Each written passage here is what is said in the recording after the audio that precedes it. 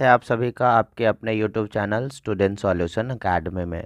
तो चलिए दोस्तों शुरू करते हैं आज का क्लास। उससे पहले जो हम कुछ रिकॉल कर लेंगे कि पिछले क्लास में क्या चीज़ हमने जो है कवर करी थी। तो दोस्तों जैसा कि हम चेक कर पा रहे थे और हमें याद है कि पिछली क्लास में हमने जो आपको बताया था कि भीमराव अंबेडकर जी को जो है संविधान सभा का सदस्य जो है कैसे बनाया गया था, कितने मेथड थे उनके, ठीक है, कैसे कैसे बनाया गया, कैसे उनको जो है हट भी गए थे बीच में और हट फिर जो है वापस बनाया गया। उसके बाद संविधान सभा की कुछ विशेषताओं के बारे में हमने चीज़ें डिस्कस करी थी। कल हमने आपको जो है टोटल जो है 5 संविधान की विशेषताओं के बारे में बता दिया था, ठीक है। तो आगे की विशेषता जो है आज हम कंटिन्यू करेंगे, ठीक है। तो आपका जो 6th नंबर हो गया, छठी विशेषता, वहाँ से जो हम आज अपनी क्लास जो है कंटिन्यू करेंगे। तो हमारे संविधान की छठी विशेषता क्या है कि अपना जो संविधान है, भारत का जो संविधान है, ये इंटीग्रेटेड, इनकी जो जुडिशरी सिस्टम है ना, भारतीय संविधान की जो जुडिशरी सिस्टम है वो कैसी है, इंटीग्रेटेड और इंडिपेंडेंट है। जो अंतर्निहित, इंटीग्रेटेड मतलब इंटरनली कनेक्ट, ठीक है, इंटरनली कनेक्ट, अंतर्निहित, ठीक है, और जो है इंडिपेंडेंट है मतलब पूरी तरह से जो है स्वतंत्र है। क्या है, स्वतंत्र है। अभी एक चीज़ मैं आपको बता दूं कि भारत का जो संविधान है, इंडियन कॉन्स्टिट्यूशन है, इसका गार्जियन किसे कहा गया है? तो भारतीय संविधान का गार्जियन जो है सुप्रीम कोर्ट को कहा गया। किसे कहा गया? तो भारतीय संविधान का गार्जियन किसे बोला गया? सुप्रीम कोर्ट को बोला गया। चीज़ें क्लियर होगी आपकी। अब बात आती है कि भारत में जो जुडिशरी, न्यायपालिका जो है सिस्टम है, न्यायिक प्रणाली जो है, जुडिशरी सिस्टम, वो इंडिपेंडेंट कैसे है, स्वतंत्र कैसे है? तो बात देखो कुछ ऐसी है। जब हम किसी भी प्रकार से कोई केस करते हैं और जो कोर्ट में जो वो केस लिया जाता है तो सबसे पहले हम कहाँ जाते हैं, कौन से कोर्ट में? तो सबसे पहले जो है हम डिस्ट्रिक्ट कोर्ट में जाते हैं। कहाँ? अपने डिस्ट्रिक्ट कोर्ट में, जिला न्यायालय में, ठीक है। तो सबसे पहले वो केस कहाँ जाती है? जिला न्यायालय में। जिला न्यायालय में अगर वो केस सॉल्व नहीं हुई किसी भी प्रकार से या फिर आप संतुष्ट नहीं हैं तो आप जिला न्यायालय से कहाँ, जिला न्यायालय से ऊपर सुप्रीम कोर्ट में अपील कर सकते हैं। तो जिला न्यायालय के बाद कहाँ, जिला न्यायालय के बाद जो है हाई कोर्ट, सॉरी दोस्तों, हाई कोर्ट। तो जिला न्यायालय में अगर केस सॉल्व नहीं हुई या फिर आप उनके फैसले से जो है संतुष्ट नहीं हैं तो आप कहाँ अपील कर सकते हैं? हम जो है हाई कोर्ट में अपील कर सकते हैं।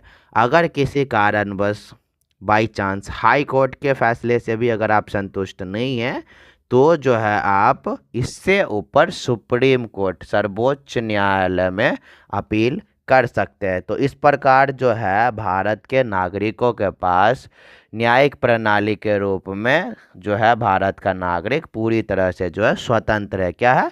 इंडिपेंडेंस है। और भारत की न्यायिक प्रणाली कैसी है?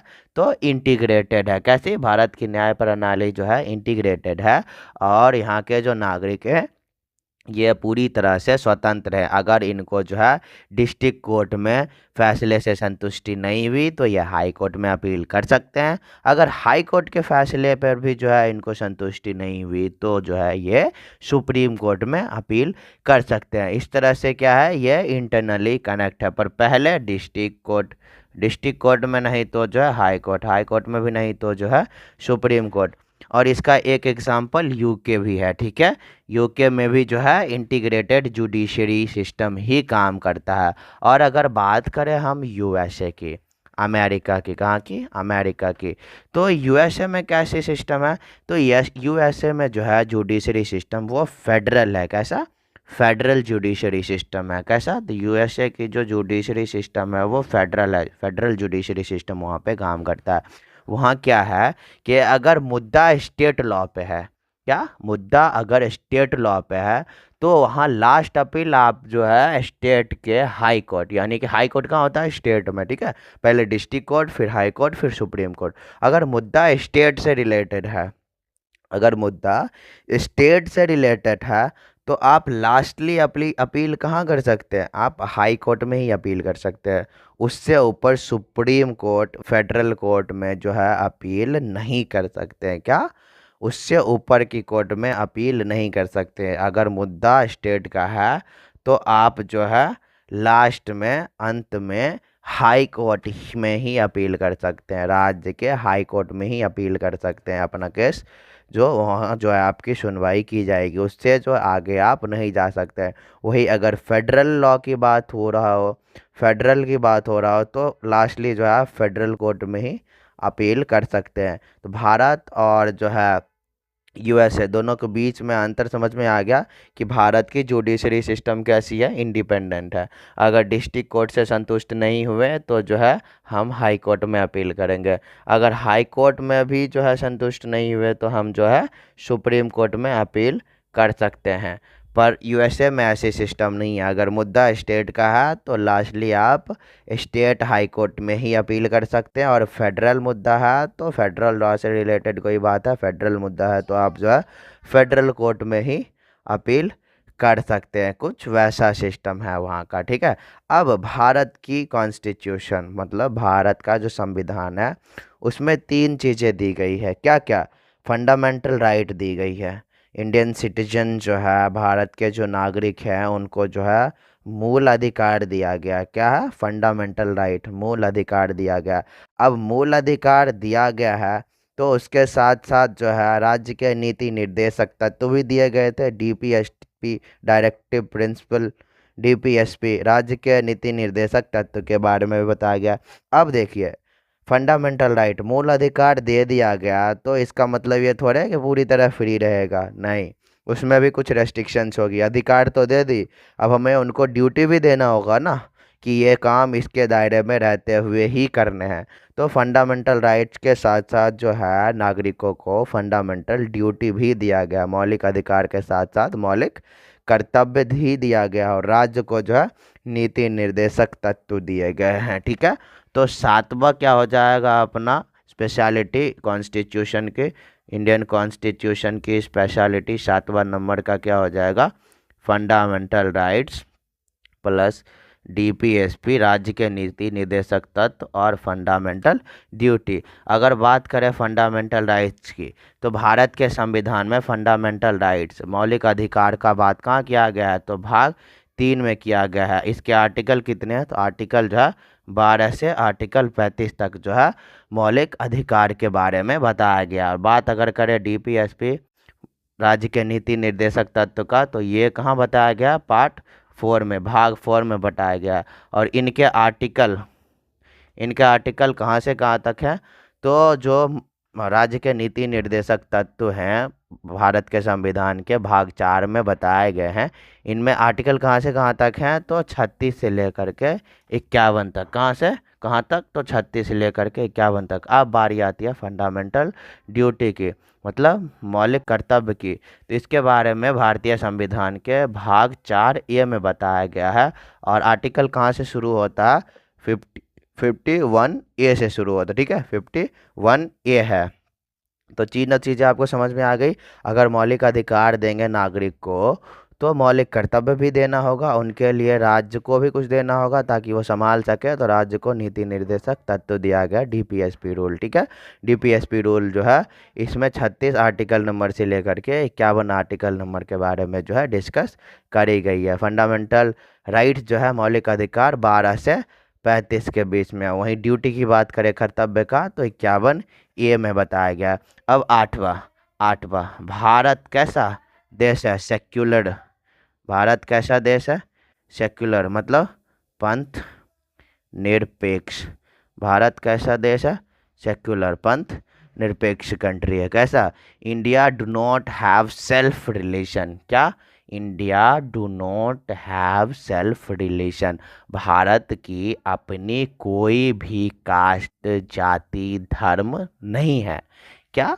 तो भारत की अपनी कोई भी धर्म नहीं है। India do not have self religion. कैसे? तो इसका एग्जांपल के साथ मैं अभी आपको बताता हूँ। India do not have self religion. क्या? तो भारत के पास जो है अपना कोई भी धर्म नहीं है। भारत सारे धर्म को मानता है, ठीक है। भारत का स्पेशल कोई रिलीजन नहीं है। जैसे अरब हो गया, अरब कैसा कंट्री है? तो अरब जो है इस्लामिक कंट्री है। कैसा? इस्लामिक कंट्री है। पाकिस्तान कैसा कंट्री है? इस्लामिक कंट्री है। उस तरह से इंडिया कोई हिंदू कंट्री नहीं है, ये इस्लामिक कंट्री भी नहीं है, क्रिश्चियन कंट्री भी नहीं है। तो भारत का कुल मिलाकर के अपना कोई भी रिलीजन धर्म नहीं है। भारत कैसा है? भारत जो है सेक्युलर है, धर्मनिरपेक्ष पंथ निरपेक्ष। भारत कैसा है? सेक्युलर है, धर्मनिरपेक्ष पंथ निरपेक्ष कंट्री है। इनका कोई अपना सेल्फ जो है रिलीजन, कोई सेल्फ धर्म नहीं है। अब बात आती है, आपको एक चीज़ देखने को मिलेगी आर्टिकल नंबर 25 में। आर्टिकल नंबर 25 में क्या बताया गया है कि freedom of conscience. Freedom of conscience मतलब कोई भी व्यक्ति अपने हिसाब से किसी भी धर्म को अपना सकता है। वेदर अ पर्सन फॉलोज और propagates any religion is entirely up to his decision. मतलब जो है भारत में कोई भी व्यक्ति अपने हिसाब से कोई भी धर्म अपना सकता है, उसे फॉलो कर सकता है। ये पूरी तरह उस व्यक्ति पे निर्भर करता है। तो आपकी आर्टिकल नंबर 25 में क्या लिखा हुआ है कि freedom of conscience. Freedom of conscience. Freedom of conscience मतलब क्या हुआ कि वेदर अ पर्सन फॉलोस और प्रोपेगेट, अपनाए या उसे फॉलो करे, propagates any religion is up to his decision. Any religion is up to his decision.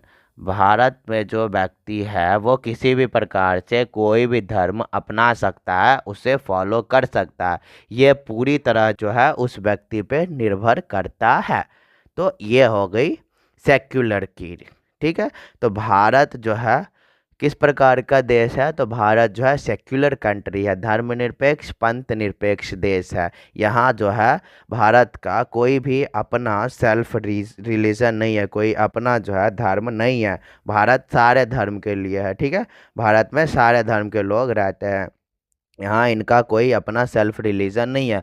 और यही बात जो है अपने संविधान के आर्टिकल अनुच्छेद नंबर 25 में कहा गया है कि फ्रीडम ऑफ कंसाइंस मतलब जो है भारत में रहने वाले जो नागरिक है वो अपने मर्जी से, अपने मन से किसी भी प्रकार के धर्म को अपना सकते हैं और उसको जो है फॉलो कर सकते हैं, ठीक है। ये पूरी तरह से उस व्यक्ति पे निर्भर करता है। अब दूसरा एक आर्टिकल अपना आता है कि आर्टिकल नंबर 15 और आर्टिकल नंबर 16। आर्टिकल नंबर 15 और आर्टिकल नंबर 16। आर्टिकल नंबर 15-16 किस में आएगा? तो आर्टिकल नंबर 15-16 आएगा आपका मौलिक अधिकार में। Article number 15-16। अब ये आर्टिकल नंबर 15-16 में क्या कहता है कि किसी भी व्यक्ति के साथ जो है भेदभाव नहीं कर सकते। किसके आधार पर? तो उसके धर्म के आधार पर। क्यों? क्योंकि India is a secular country, धर्मनिरपेक्ष पंथ निरपेक्ष देश है भारत, इसका अपना कोई धर्म नहीं है। और आर्टिकल नंबर 25 के अनुसार सभी व्यक्ति को ये जो है फ्रीडम दिया गया है कि जो है व्यक्ति किसी भी प्रकार से कोई भी धर्म जो है अपना सकता है और उसे फॉलो कर सकता है। यह पूरी तरह उस पर डिपेंड करता है, फोर्सफुली हम उसे नहीं कह सकते हैं कि आप यही धर्म अपनाओ, ठीक है। तो उसी को रेस्ट्रिक्शंस के लिए राइट्स जो है, उनकी जो राइट्स है, भारत के नागरिकों की जो राइट्स है, उनका जो अधिकार है, अधिकार के बारे में बताया गया आर्टिकल नंबर 15 और आर्टिकल नंबर 16 में, 15 एंड 16 में क्या बताया गया है कि there will not be discrimination मतलब किसी भी प्रकार का भेदभाव नहीं होगा on the ground of religion. क्या? तो धर्म के आधार पर किसी भी व्यक्ति के साथ भारत में भेदभाव नहीं होगा। ये कहाँ लिखा गया है? तो भारतीय संविधान के अनुच्छेद नंबर 15-16 में लिखा गया है कि भारत में रहने वाले नागरिकों के साथ किसी भी प्रकार से धर्म के आधार पर कोई भेदभाव नहीं होगी। क्यों नहीं होगी? तो जो है धर्म अपनाने की और उसे फॉलो करने की जो है फ्रीडम आर्टिकल नंबर 25 में दिया गया है भारत के नागरिक को। ठीक है, अब नोट में लिखेंगे, नोट में क्या लिखेंगे कि द वर्ड सेकुलर, जो अपना ये सेकुलर भारत जो है धर्मनिरपेक्ष पंथ निरपेक्ष जो देश है, तो ये जो वर्ड है सेकुलर, ये कहाँ से लिया गया? The word secular was added to the preamble. कहाँ? तो प्रस्तावना में, प्रस्तावना में जो ये वर्ड सेकुलर जोड़ा गया, ये जो वर्ड सेकुलर जोड़ा गया भारत की प्रस्तावना में, ये 42वां संविधान संशोधन 1976 के तहत जोड़ा गया था। ठीक है, पहले नहीं था, पहले नहीं था, पर कब जोड़ा गया? तो द वर्ड सेकुलर, क्या? The word secular were added in Indian Constitution। Indian constitution, Bharat के संविधान में जो ये वर्ड सेक्युलर जोड़ा गया, कैसे जोड़ा गया? बाय 42nd कॉन्स्टिट्यूशनल अमेंडमेंट के द्वारा, मतलब जो है 42वां संविधान संशोधन के द्वारा जो है भारत में जो प्रस्तावना है भारत का, उसमें पंथ निरपेक्ष धर्म निरपेक्ष यानी कि सेक्युलर वर्ड जो है जोड़ा गया था 1976 में। ठीक है, तो 42वां संविधान संशोधन 1976 के द्वारा जो है इंडियन प्रिम्बल में जो है सेक्युलर वर्ड जोड़ा गया है। यहाँ तक चीज़ें क्लियर हो गई सबको? ठीक है, तो अब चलते हैं अपनी next speciality, Indian constitution, Bharat के संविधान का अगला स्पेशलिटी 9th नंबर। अभी देखो, भारत में क्या है कि सबको जो है वोट डालने का अधिकार है। जो अडल्ट है ना, जो अडल्ट है, अभी की कंडीशन क्या है कि जो 18 साल से ऊपर के नागरिक हैं भारत के, भारत में जो नागरिक हैं इंडियन सिटीजन जो है, जिनकी उम्र 18 साल हो गई है और उनसे ऊपर है, तो उन सबको जो है वोट डालने का अधिकार है, मत डालने का अधिकार है। ठीक है, तो यूनिवर्सल अडल्ट फ्रेंचाइजेस, क्या? यूनिवर्सल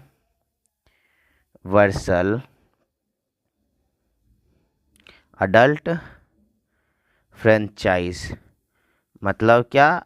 मताधिकार, universal adult franchise, universal adult franchise मताधिकार, मताधिकार के बारे में बताया गया है। कहाँ? भारत के संविधान में। अब देखो, पहले ऐसा नहीं था कि 18 साल के हो गए तो अब हम जो है वोट दे सकते हैं, ना। पहले कंडीशन था कि अगर आप 21 साल के हैं तभी आपको जो है वोट देने दिया जाएगा। ओरिजिनल कॉन्स्टिट्यूशन जो थी ना अपना, मूल संविधान, ओरिजिनल कॉन्स्टिट्यूशन, मूल संविधान में लिखा गया था कि जब आप 21 साल के होंगे तभी आपको किसका राइट्स दिया जाएगा? Rights to vote. आपको वोट देने का अधिकार तभी मिलेगा जब आप 21 साल के होंगे। पर जो है इंदिरा गांधी की डेथ के बाद राजीव गांधी ने क्या करे? राजीव गांधी ने एक अमेंडमेंट करे थे। कौन सा अमेंडमेंट? 61st कॉन्स्टिट्यूशनल अमेंडमेंट 1989 की बात है। 61वां संविधान संशोधन 1989 की बात है, जब जो है राजीव गांधी ने वोटिंग एज, मत डालने का अधिकार को क्या करा? 21 साल से कम करके 18 साल कर दे, रिड्यूस टू 18 ईयर्स। 21 साल से जो है कम करके 18 साल कर दिया। तो कैसे हुआ था 21 साल से कम होकर के 18 साल? तो 61वां संविधान संशोधन के अनुसार, क्या? 61वां संविधान संशोधन के अनुसार जो है राहुल गांधी ने इंदिरा गांधी जी की डेथ के बाद जो है वोट डालने का अधिकार, मत डालने का अधिकार जो है 61वां संविधान संशोधन 1989 के तहत जो है 21 साल से कम करके 18 साल कर दिया। क्या? 21 साल से जो है कम करके 18 साल कर दिया गया। ठीक है, अब बात है अब जो है ये चीज़ें हो गई। अब भारत जो है ना, वो पहला कंट्री था पूरी दुनिया में जिसने जो है महिलाओं को वोट देने का अधिकार नहीं नहीं, सॉरी सॉरी दोस्तों, सॉरी सॉरी मिस। अभी देखो बात आती है क्या वुमेन्स पे, महिलाओं पे। तो जो वुमेन सिटीजन थे, वुमेन्स जो थे, उनको वोट देने का अधिकार सबसे पहले कहाँ मिला था? Rights to vote. महिलाओं को जो है सबसे पहले वोट देने का अधिकार किस कंट्री ने दिया था? फर्स्ट कंट्री कंट्री कौन था? पहला देश कौन था? तो वो था न्यूजीलैंड। सॉरी दोस्तों, मैंने उस टाइम भारत बोल दिया, थोड़ी चीज़ें भटक गई थी। तो न्यूजीलैंड, न्यूजीलैंड जो है पहला देश था जिसने जो है महिलाओं को मतदान करने का अधिकार दिया था। कब? 1893 ईस्वी की बात है, ठीक है। तो न्यूजीलैंड ने जो है 1893 ईस्वी में ही जो है महिलाओं को भी वोट देने का अधिकार दे दिया था, इसलिए न्यूजीलैंड जो है पहला देश बनता है महिलाओं को वोट देने का अधिकार देने वाला, ठीक है। तो महिलाओं को वोट देने का अधिकार सर्वप्रथम किस कंट्री ने दिया था? तो वो है न्यूजीलैंड। कब? 1893 में। अगर जो है यूएसए की बात करें तो यूएसए ने जो है 1920 में जो है वोट देने का अधिकार दिया था बाय 19th कॉन्स्टिट्यूशनल अमेंडमेंट। उन उन उन्नीस सॉरी 19वां संविधान संशोधन करने के बाद जो है यूएसए ने जो है वोट डालने का अधिकार महिलाओं को दिया था 1920 में। सबसे पहले किसने दिया था? तो 1893 में न्यूजीलैंड ने जो है उस समय जो है उन्होंने महिलाओं को वोट देने का अधिकार दे दिया था, ठीक है। तो सबसे पहला कंट्री न्यूजीलैंड, ठीक। यूएसए ने 1920 में महिलाओं को वोट डालने का अधिकार दिया था। कब? तो 19वां संविधान संशोधन करने के बाद। और जो यूएसए का जो संविधान है वो भी रिटन कॉन्स्टिट्यूशन ही है, पर इसमें सिर्फ और सिर्फ जो है 7 आर्टिकल्स लिखे गए हैं, ठीक है। और इंडिया की जो कॉन्स्टिट्यूशन है दुनिया की सबसे लंबी लिखित संविधान, ठीक है। तो ये भी चीज़ें याद रखेंगे। अब है अपना 10th स्पेशलिटी, 10वां विशेषता। 10वां विशेषता क्या है? कि भारत जो कंट्री है ना, इंडिया जो कंट्री है, यहाँ पे सिंगल सिटीजनशिप,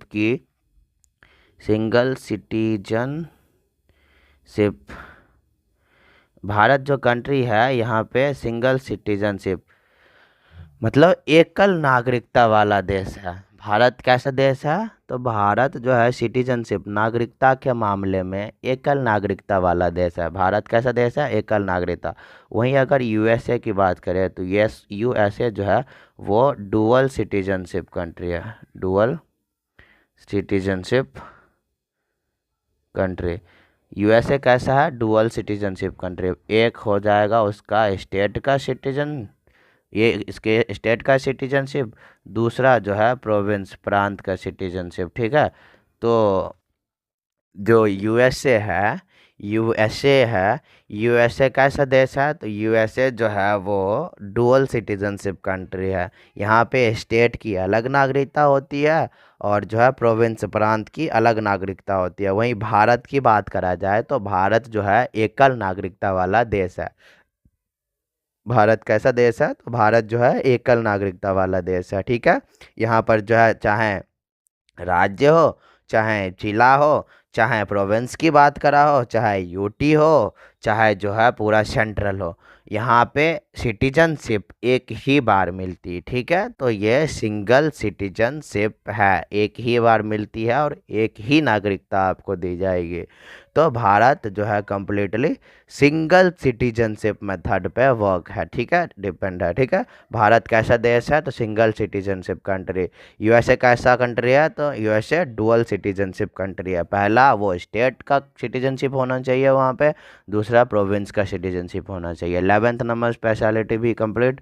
आप सॉरी 10th नंबर कंप्लीट। आप 11th नंबर क्या कहता है? कि 3 टायर सिस्टम, भारत में 3 टायर सिस्टम है। अभी ये 3 टायर सिस्टम किसका? तो इसको हिंदी में बोलते हैं हम लोग ट्रिब्यूनल सिस्टम, ट्रिब्यूनल प्रणाली, ट्रिब्यूनल सिस्टम। इंग्लिश क्या है? 3 टायर सिस्टम। अब ये क्या होता है? तो मतलब ये ना गवर्नेंस सिस्टम से रिलेटेड है। भारत में 3 गवर्नमेंट, पहला लोकल गवर्नमेंट, दूसरा स्टेट गवर्नमेंट, तीसरा सेंट्रल गवर्नमेंट, ठीक है। सेंट्रल गवर्नमेंट सबसे ऊपर, गवर्नेंस सबसे ऊपर, दूसरा स्टेट गवर्नेंस, दूसरा कैसा? स्टेट गवर्नेंस, और तीसरा लोकल गवर्नेंस, लोकल गवर्नेंस। तो भारत जो है इसमें ट्रिब्यूनल सिस्टम के बारे में बताया गया। भारत में कैसा सिस्टम है? Tribunal system, 3 tier system Bharat में है। यहाँ पे 3 गवर्नेंस है, पहला लोकल, दूसरा स्टेट, तीसरा सेंट्रल। तो लोकल, स्टेट, सेंट्रल, 3 टाइप का गवर्नमेंट, पहला लोकल, दूसरा स्टेट, तीसरा सेंट्रल गवर्नमेंट। ठीक है। अभी देखो लोकल गवर्नमेंट जो है ना, इसमें कुछ चीज़ें बाद में जोड़ी गई थी। मूल संविधान में इसमें कुछ चीज़ें नहीं थी, बाद में जोड़ी गई। जैसे कि अगर हम बात करें अपना 73वां संविधान संशोधन की, 73rd कॉन्स्टिट्यूशनल अमेंडमेंट कब हुआ था? 73वां संविधान संशोधन 1952 में हुई थी। इसमें क्या जोड़ा गया? पंचायती राज, पंचायती राज जोड़ा गया। ठीक है। तो पंचायती राज जो है मूल संविधान में संविधान संशोधन करके कब जोड़ा गया था? तो 1992 की बात है। 73वां संविधान संशोधन करने के बाद जो है संविधान में लोकल गवर्नेंस में जो है पंचायती राज जोड़ा गया। और एक आता है अपना 74th कॉन्स्टिट्यूशनल अमेंडमेंट 1992, 1992 की ही एक और जो है संविधान संशोधन है, 74वां संविधान संशोधन, जिसमें नगरीय स्वशासन, नगरीय स्वशासन भी जोड़ा गया। नगरीय स्वशासन, नगरीय स्वशासन, नगरीय स्वशासन कब जोड़ा गया था? अपने इंडियन कॉन्स्टिट्यूशन के 3 tier system local governance system में। तो 74वां संविधान संशोधन 1992 के तहत जो है नगरीय स्वशासन जोड़ा गया लोकल गवर्नेंस सिस्टम में, और 73वां संविधान संशोधन 1992 के तहत जो है लोकल गवर्नेंस सिस्टम में पंचायती राज जोड़ा गया। ये चीज़ें क्लियर है आपको? अब चलते हैं 12 नंबर स्पेशलिटी पे। 12th स्पेशलिटी क्या है अपना? तो 12th जो स्पेशलिटी वो है इमरजेंसी प्रोविजन, इमरजेंसी प्रोविजन मतलब आपातकालीन प्रावधान, आपातकालीन प्रावधान। क्या है? आपातकालीन प्रावधान, इमरजेंसी प्रोविजन, आपातकालीन प्रावधान। अब हमारे जो भारत के संविधान है, इंडियन कॉन्स्टिट्यूशन है, इसमें आपातकालीन प्रावधान के बारे में भी तो बात करी गई है। भाग 18 जो है अपना भारत का संविधान, भारत का जो संविधान है, इसका जो भाग 18 है, पार्ट 18, उसमें जो है आपातकालीन के बारे में ही तो बताया गया है, इमरजेंसी सिस्टम के बारे में। तो भारत में टोटल कितने आपातकालीन प्रावधान हैं, कितने प्रोविज़न है? यह भाग 18 में लिखा हुआ है। टोटल कितने हैं? 3 हैं। कौन कौन से हैं? तो पहला अपना हो जाता है national emergency system, national emergency system, article कितना में? तो 352 में। दूसरा कौन सा है? प्रेसिडेंशियल रूल,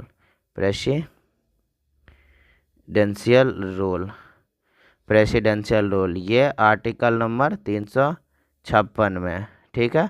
और तीसरा अपना फाइनेंशियल इमरजेंसी, फाइनेंशियल इमरजेंसी के बारे में कहाँ बताया गया भारत के संविधान में? तो ये 360 में बताया गया। ठीक है।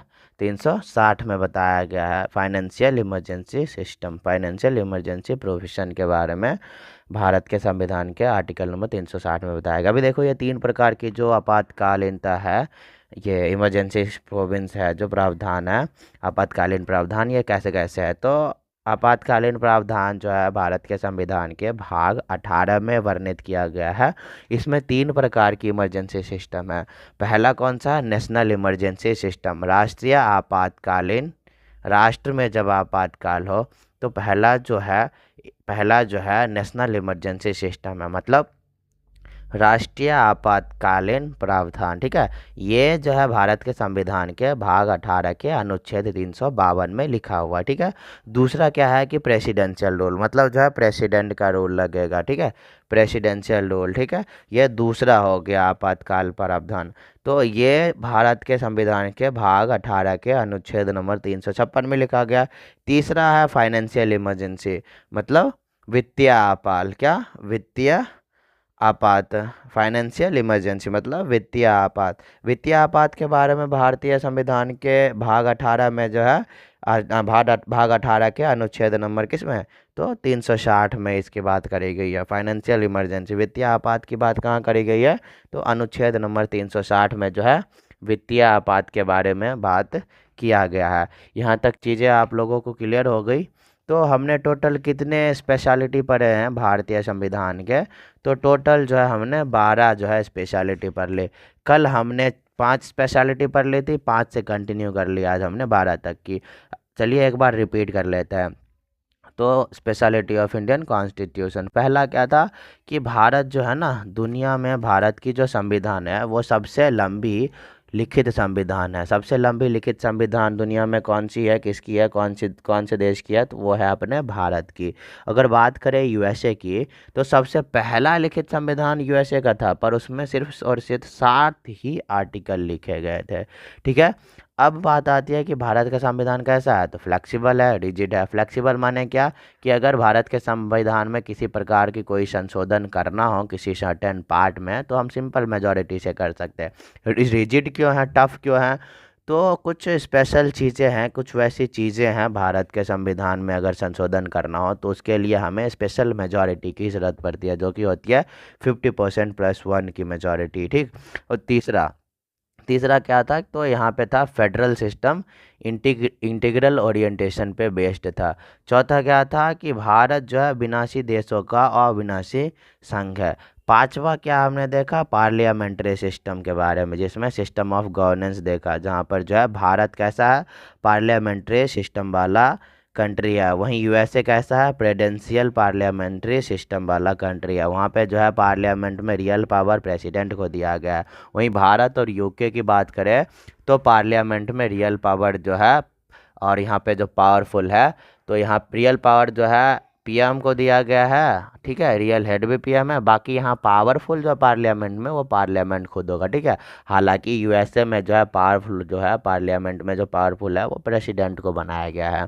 अब बात आती है गवर्नेंस की। तो गवर्नेंस जो है 3 टाइप के होते थे। लॉ मेकर, लॉ मेकर किसको बनाया गया? लेजिस्लेटर को, जिसे हम हिंदी में विधायिका कहते हैं। फिर था कौन? इम्प्लीमेंट कौन करेगा उस लॉ को? तो इम्प्लीमेंट करने वाला था एग्जीक्यूटिव, जो कार्यपालिका थे। फिर था जस्टिस और पनिशमेंट, मतलब न्याय और जो है दंड। न्याय और दंड किसके अधिकार में था? तो जुडिशरी, न्यायपालिका के आधार जो अंदर था। ठीक है। यहाँ पे कुछ कन्फ्यूजन के वजह से बार बार जो है मुठभेड़ हो जाता था, तो दोनों की जो एग्जीक्यूटिव पावर जो है और जुडिशरी पावर जो है, दोनों को अलग अलग कर दिया गया। अब क्या है? अब जो है अलग अलग कर दिया गया। आगे की स्पेशलिटी क्या है? तो भारत की जो संविधान है यह इंटीग्रल और इंडिपेंडेंट है। कैसा है? इंटीग्रल और इंडिपेंडेंट। इंडिपेंडेंट जुडिशरी कैसा है? तो यहाँ पे जो है आप डिस्ट्रिक्ट कोर्ट में अप्लाई करिए। अगर आप वहाँ से संतुष्ट नहीं हैं तो आप जो है हाई कोर्ट में अप्लाई कर सकते हैं। हाई कोर्ट से भी, हाई कोर्ट के फैसले से भी अगर आप संतुष्ट नहीं हैं तो आप जो है सुप्रीम कोर्ट में जो है अपील कर सकते हैं, वहाँ पे आपकी सुनी जाएगी। ठीक है। अब आगे क्या है? इसके आगे हमने देखा कॉन्स्टिट्यूशन के बारे में, जहाँ पे मौलिक अधिकार, राज्य के नीति निर्देशक तत्व और जो है मौलिक मौलिक क्या मौलिक क्या फंडामेंटल ड्यूटी बताया था ना, मौलिक कर्तव्य के बारे में बताया गया था। ठीक है। तो मौलिक अधिकार, राज्य के नीति निर्देशक तत्व और जो है मौलिक कर्तव्य के बारे में बताया गया। हमारा देश कैसा है? सेक्युलर है, पंथ निरपेक्ष, धर्मनिरपेक्ष है। इसका कोई अपना जो है धर्म नहीं है। हमारे देश में जो है कोई भी जो भी नागरिक है उनको अपनी मर्जी से किसी भी धर्म को चुनने का अधिकार है, उसे फॉलो करने का अधिकार है। और धर्म के बेसिस पे जो है किसी के साथ जो है भेदभाव नहीं कर सकते। ये हमारे संविधान के आर्टिकल नंबर 15-16 में लिखा गया है। ठीक है। तो ये चीज़ें हो गई। अब जो ये सेक्युलर वर्ड जो है प्रेम्बल में, प्रस्तावना में कब जोड़ा गया था? तो 42वां संविधान संशोधन 1976 के तहत जो है सेक्युलर वर्ड जो है अपने प्रस्तावना में जोड़ा गया था। मूल संविधान में नहीं, सॉरी, वो जो शुरू वाली जो मूल प्रस्तावना थी ओरिजिनल प्रियम्बल में नहीं थी। 42वां संविधान संशोधन के तहत जो है 1976 में सेक्युलर वर्ड जोड़ा गया। अब वोट डालने का अधिकार, तो पहले जो मूल संविधान थी ना उसमें 21 साल की जो मूल संविधान थी अपनी, उसमें क्या था? उसमें एज लिमिट कितनी थी वोट डालने की, तो वोट डालने की एज लिमिट थी 21 साल की मूल संविधान में। राजीव गांधी ने इंदिरा गांधी के डेथ के बाद जो है वोट डालने का अधिकार को जो है 21 साल से घटा करके 18 साल कर दे। कौन से संविधान संशोधन के तहत, तो 61वां संविधान संशोधन 1989 के तहत, 61वां संविधान संशोधन 1989 के तहत जो है राजीव गांधी ने वोट डालने का अधिकार 21 साल से कम करके जो है कितना साल कर दिया, 18 साल कर दिया। ठीक है। और जो है महिलाओं को वोट डालने का अधिकार सर्वप्रथम किस देश ने दिया था, तो न्यूजीलैंड ने, कब, 1853 ईस्वी में। ठीक है। अब भारत एकल नागरिकता वाला देश है। वहीं अगर बात करें यूएसए की, तो यूएसए जो है डुअल सिटीजनशिप पे काम करता है, दोहरी नागरिकता वाला देश है। तो यूएसए में स्टेट का अलग सिटीजनशिप होता है, नागरिकता होता है, और प्रोविंस प्रांत का अलग नागरिकता होता है। पर अपने भारत में आप कहीं भी हैं, चाहे स्टेट में है, डिस्ट्रिक्ट में है, प्रांत में है, यूपी में है, कहीं भी है, आपको जो एक नागरिकता है। ठीक है। उनके पास जो एक नागरिकता है। अब ये जो कॉन्स्टिट्यूशन है अपना भारत का कॉन्स्टिट्यूशन, ये 3 टायर सिस्टम पे बेस्ड है, ट्रिब्यूनल सिस्टम पे। यहाँ पे जो यहाँ की जो गवर्नेंस है वो 3 टायर सिस्टम, ट्रिब्यूनल सिस्टम पे बेस्ड है। ट्रिब्यूनल सिस्टम मतलब 3 टायर सिस्टम, मतलब लोकल गवर्नेंस, स्टेट गवर्नमेंट और जो है सेंट्रल गवर्नमेंट। तो ये 3 तरह की जो गवर्नमेंट है अपने भारत में। अभी देखो पहला जो था ना ओरिजिनली लोकल गवर्नमेंट, उसमें पंचायती राज्य नहीं थी, ना ही नगरीय स्वशासन के बारे में किसी भी प्रकार से कोई भी जिक्र करे गए थे। पंचायती राज को जो है 73वां संविधान संशोधन 1992 में जोड़ा गया था, और नगरीय स्वशासन को जो है लोकल गवर्नमेंट में 74वां संविधान संशोधन 1992 के तहत जोड़ा गया। अब बारी आती है इमरजेंसी सिस्टम की, आपातकालीन प्रावधान की। ठीक है। इमरजेंसी प्रोविज़न, आपातकालीन प्रावधान की। तो कितने टाइप की आपातकालीन प्रावधान है हमारे भारत के संविधान में, तो जो ये जो संविधान अपने जो भारत की जो संविधान है, इसमें आपातकाल के बारे में भाग 18 में बताया गया है।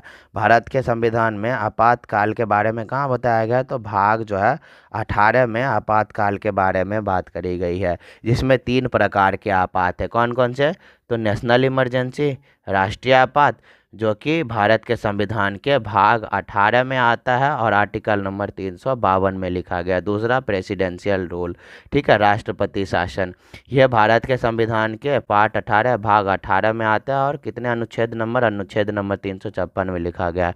फिर है फाइनेंशियल इमरजेंसी, वित्तीय आपात। क्या है, वित्तीय आपात। ठीक है, फाइनेंशियल इमरजेंसी।